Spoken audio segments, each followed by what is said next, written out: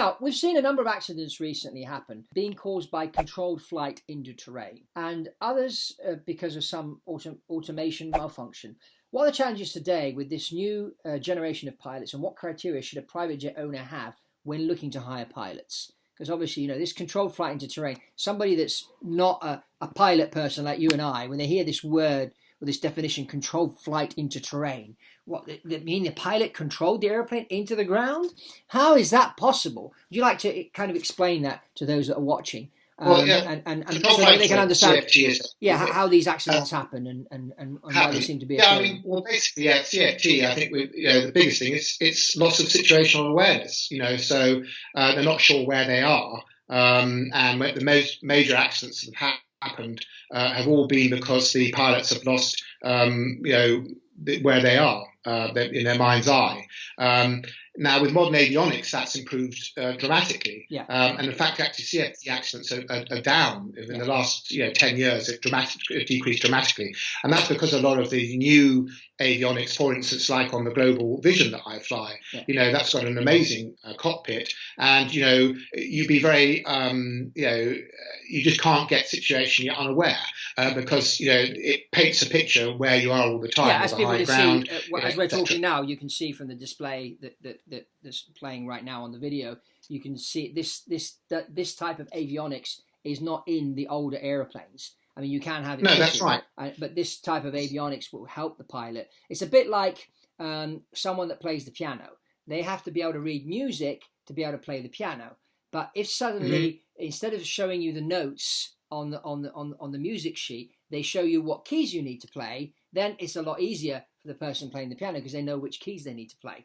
So this is what's been happening now with avionics, where they display on the screen for the pilot, or sometimes even on the windscreen with a head-up display, the runway and everything, and that. And I know the new Gulfstreams that have come out, what they do is they project the runway on the screen. So even if you can't see the runway, you will see the runway graphically displayed with a rendering on the windshield as you're flying in. And so that does help to increase situational awareness and prevent, as you said, the controlled flight into terrain accidents from happening. But what about automation malfunction and pilots having to revert back to manual flying? And it seems like these days, a lot of these young guys don't know what manual flying is.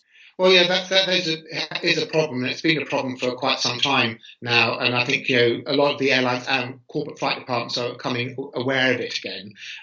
Back in my day, it was all about stick and rudder, and we say going to control flight and terrain. I mean, we were doing VOR approaches or NDB approaches into mountainous areas in Bogota or South America or wherever.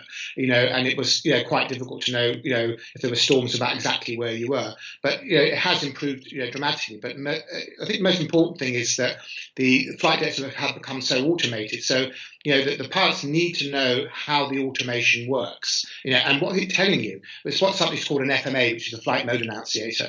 And that basically is it tells you all the time what you have put in to the flight management system or the autopilot mode. And people tend to forget to look at that, and that's why lots of the airlines, part of what we call SOP, standard operating procedures, is that we always make a call. So when we're changing, say, from a heading to navigation, we call that out so that the other pilot will look at the FMA, make sure that mode has been selected, has gone green, and so that's what the aircraft is now doing. And we've often had it, and I know you have because you used to fly on the 737, where it's like, well, what's it doing now? Well, look at the FMA; it'll tell you what it's doing now. And it's the same old adage, probably say, garbage in, garbage out. If you put the wrong stuff in the flight management system or in the in the autopilot, then of course it's only doing what you're telling it to do. So often as not, I remember when I first started flying the Airbus, just the guy, my instructor kept on saying, just remember it's an aeroplane. If it's not doing what you want to do, take the autopilot and fly it by hand, and then re-engage the various modes that you want.